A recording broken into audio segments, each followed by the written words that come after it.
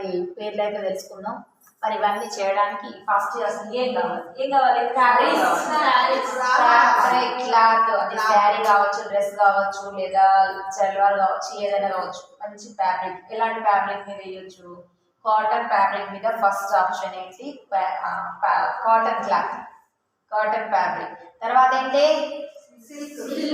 Silk చాలా తక్కువ, raw silk కూడా ఏంటంటే అది కాటన్ లానే ఉంటుంది, కాకపోతే సిల్క్ పోగా అందులో కలుస్తారు. ఓకేనా? ఈ క్లాత్ యొక్క రకాలు కూడా కొన్ని రాపిస్తాను. ఇది ఇప్పుడు మన మగ్గం ఎంబ్రాయిడరీ ఉంది కదా, మనం రాసుకున్నారు కదా మగ్గం ఎంబ్రాయిడరీ.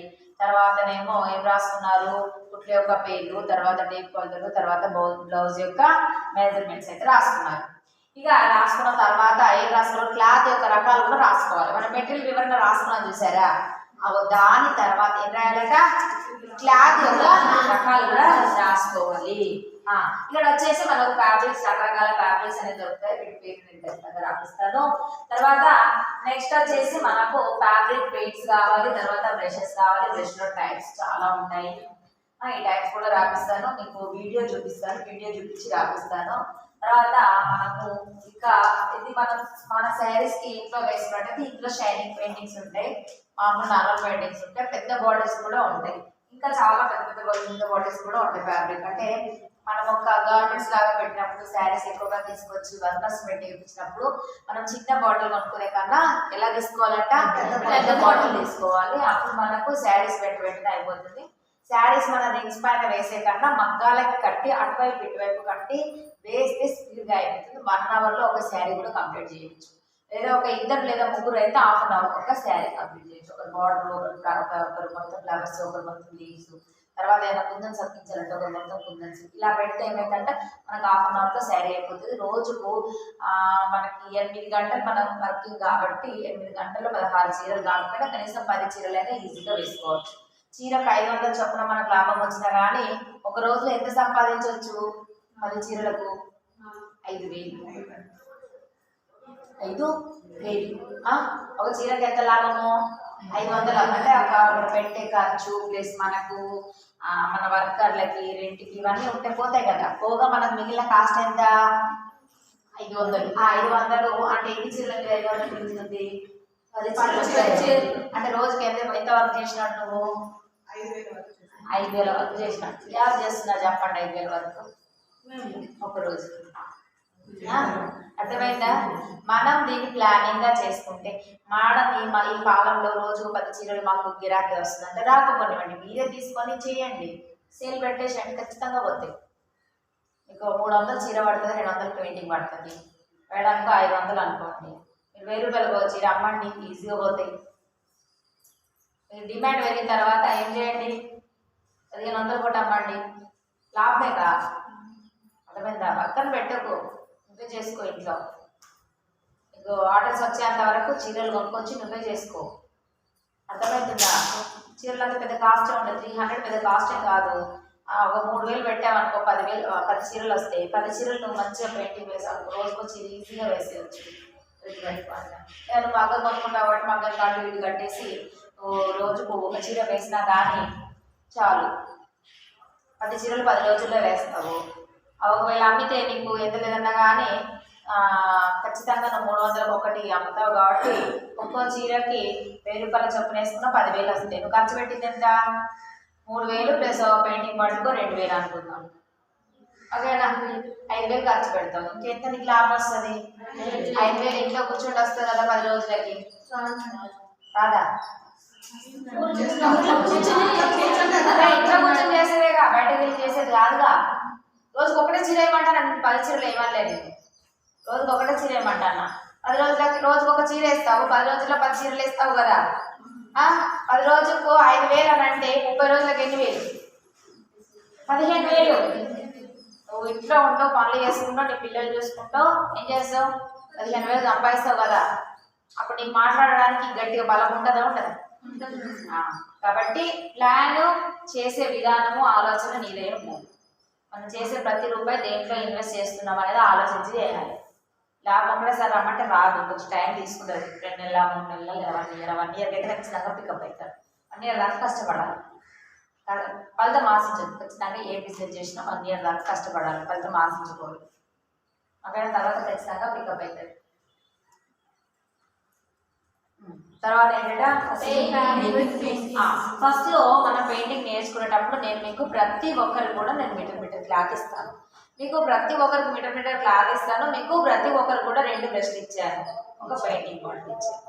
ఈ ప్రతి ఒక్కరు కూడా మకానికి ఎంతమంది ఉన్నారు? ఇప్పుడు ఉన్నారు. అంటే 3 కలర్స్ ఉన్నాయి కదా, ఆ 3 కలర్స్ ని కలిపితే ఇంకో 3 కలర్స్ అవుతాయి. కలర్ మిక్సింగ్ చేస్తే ఈ కలర్ కలిపితే ఆ కలర్, ఆ కలర్, ఈ కలర్ వస్తాయి అనమాట. ఇప్పుడు for suppose white and red కలిపామనుకో ఏ కలర్ వస్తుంది? లైట్ పింక్ వస్తుంది. అంటే మనం అక్కడ డ్రాప్స్ వేసుకున్నదంటే thick pink or light pink వస్తుంది. తర్వాత బ్లూ అండ్ ఎల్లో కలిపామనుకోండి ఏమొస్తుంది? గ్రీన్ వస్తుంది. అలా కలర్స్ కలుపుతూ మిక్సింగ్ కలర్స్ చేస్తూ కూడా వేసుకోవచ్చు. మీ దగ్గర 3 బాటిల్స్ ఉంటాయి కదా ఒక మగ్గానికి, ప్రతి ఒక్కరికి నేను బాటిల్ ఇచ్చాను కాబట్టి ఏం చేయాలి? మిక్సింగ్ ముగ్గురు కలిసి కూర్చొని ఒకే దగ్గర కూర్చొని అన్ని కలర్స్తో మీరు ఆ వైట్ క్లాత్ మీద నేను చెప్పబోయేదాన్ని కూడా వేయాలి. ఫస్ట్ ఏం వేయాలంటే మరి మనకు బ్రష్ పట్టడం రావాలి కాబట్టి లైన్స్, లీవ్స్, ఫ్లవర్స్ అనేది ఫస్ట్ బ్రష్తో ఎంత పెయింట్ తీసుకుంటున్నామో, ఆ బ్రష్కి ఎంత పెయింట్ మునుగుతుంది, ఎంత తీసుకుంటున్నామో అనేది మనకు అర్థం కావాలి. ఫస్ట్ అర్థమైందా? బ్రష్కి ఎంత పెయింట్ వేసుకుంటున్నామో అక్కడ గీసే లైన్ ఎలా వస్తుంది. ఇప్పుడు మనం పెన్ లైన్ తీస్తే మనకు పైన నుంచి కింద ఒకటే వస్తుంది. మధ్యలో ఇక్కడ నాపామనుకో ఏమవుతుంది? మధ్యలో ఆపితే అక్కడ డాట్ వాడుతుంది. డాట్ వాడి మళ్ళీ థిక్నెస్ వస్తుంది కదా, థిక్నెస్ వచ్చి ఏమవుతుంది? థిక్నెస్ వచ్చి చుక్కలాగా ఉంటుంది. అలాగిన వేస్తున్నావా?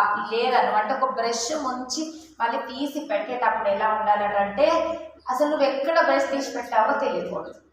ఫిలిపింగ్ చేసినప్పుడు కూడా ఎక్కడ బ్రష్ స్టార్ట్ చేసావో, ఎక్కడ బ్రష్ ఎండ్ చేసావో తెలియకూడదు. అర్థమైందా? అది ఫస్ట్ ఏమి వేయాలట? స్ట్రోక్స్, లైన్స్, మనకు బ్రష్ మూమెంట్ రావాలి. తర్వాత ఏంటంటే ఫింగర్ పెయింటింగ్. ఇది ఈజీగా హార్డా? ఫింగర్ పెయింటింగ్ చూసారా? వేలకి అన్ని వేలు వాడుకోవచ్చు, కానీ ఎక్కువగా చూపుడు వేలు. మనకు ఆన్సర్ క్వశ్చన్లో ఏమొస్తుంది? చూపుడు వేలు. చూపుడు వేలు పెడితేనే మీకు ఆన్సర్ కరెక్ట్ అనమాట. అన్ని వేలు నేనైతే చిటికన వేలు వాడతాను. చిటికన వేలుతోనే అన్ని తీస్తాను. ఒక్కొక్క టాలెంట్ ఒక్కొక్కరు వేలు. ఇప్పుడు మనం పూజ చేస్తూ ఉంటే ఒక్కొక్క వేలు వాడుతూ పూజ చేయరా బొట్లు పెట్టేటప్పుడు? అలా ఎవరి టాలెంట్ వాళ్ళు. కాకపోతే ఇక్కడ మెయిన్ సబ్జెక్ట్ ఏంటంటే చూపుడు వేలు. ఓకే, చూపుడు ఎన్ని రకాలైన ఇదంతా కూడా మనకి చెట్టు కొమ్మ ఇదంతా కూడా దేంట్లో వేసింది? వేసింది. ఫస్ట్ ఆఫ్ ఆల్ మనకు ఏ పెయింట్ అంటే ఫింగర్ పెయింటింగ్. ఫింగర్ పెయింటింగ్కి ఇంకొకటి ఏంటంటే కాజల్ ఉందా? కాజల్ ప్రతి సినిమాలో ఒక కాజల్ పెయింటింగ్తో పరిచయం అవుతారు. చూసారా? బిజినెస్ మ్యాన్లో కానివ్వండి, బాహుబలిలో ఏం చేస్తుంది? అన్ని ఇలా చల్లేసి చేతులతోనే గీస్తుంది. బిజినెస్ మ్యాన్లో కూడా తిప్పుతూ ఏం చేస్తుంది? చేతులతోనే వేస్తుంది. దాదాపు చాలా దాంట్లో ఇంకో ఇది బ్రహ్మోత్సవం సినిమాలో కూడా ఏం చేస్తుంది? కలర్స్ అన్ని గోడకు చల్లేస్తుంది. ప్రతి దాంట్లో కూడా అంటే ఊపిరిలో అంటే మళ్ళీ తమన్నా వస్తుంది కానీ ఆ కలర్ అది అతను ఎవరు హీరో వస్తుంది కానీ అంటే దాదాపు కాజల్ సినిమాలో పెయింటింగ్కి దగ్గరగా ఉండే మొత్తం కూడా ఎలా మళ్ళీ వేళ్ళతోనే వేస్తూ ఉంటుంది. అంటే ఇది వాడడం చూస్తుంటారు. మనకి మట్టితో కూడా మన బొమ్మలు వేస్తూ ఉంటారు కదా. ఇది మనకు ఇక్కడ చూపిస్తారు, వేస్తూ ఉంటాయా ఆ ఇసుకతో వేస్తూ ఉంటారు కదా. అంటే అది ఇవన్నీ ఏంటంటే చేతులతో చేసేవి. ఇప్పుడు మనము ఫ్యాబ్రిక్ పెయింటింగ్ ఏంటంటే బ్రష్తో వేస్తాం. గోళ్ళకు వేసే పెయింట్ కానీ ఏదైనా కానివ్వండి బ్రష్తో వేస్తాం. కానీ బ్రష్తో కాకుండా మనం చేతులతో వేయాలి. అంటే ప్రతిదీ కూడా క్లాస్లో ఉండండి వస్తుంది.